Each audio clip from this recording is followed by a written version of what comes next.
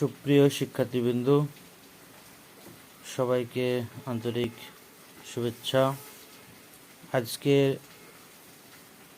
কিভাবে একটি নৌকা বানাতে হয় সে সম্পর্কে একটি ভিডিও দেব এবং এখান থেকে জ্যামিতিক কিছু চিত্র ফুটে উঠবে, সেগুলো নিয়ে আমরা আলোচনা করব।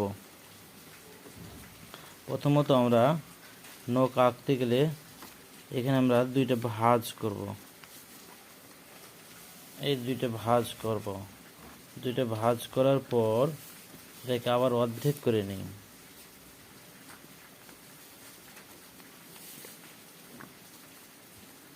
অর্ধেক হয়ে গেল।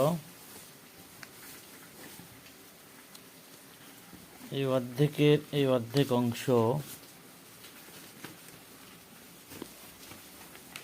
ভাঁজ করলাম, আবার ঠিক একইভাবে এটাকে আমরা উল্টাই দিলাম। তাহলে উল্টানোর ফলে এদিকে একটা উল্টানি দেই,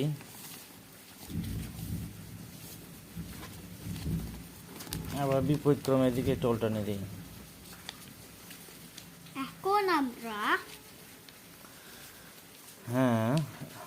এখন এটাকে আবার এইভাবে একটা উল্টানি দিই।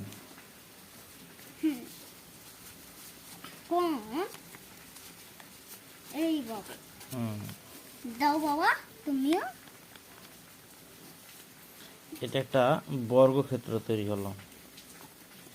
এই বর্গক্ষেত্রটাকে আবার যদি আমরা ভাঁজ করি তাহলে তৈরি হবে বিপরীতক্রমে আবার এইভাবে।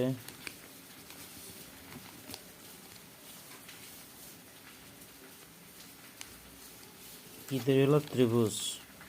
এটা একটা সমকোণী ত্রিভুজ নির্দেশ করা যেতে পারে, সমদ্বিবাহু ত্রিভুজ নির্দেশ করা যেতে পারে।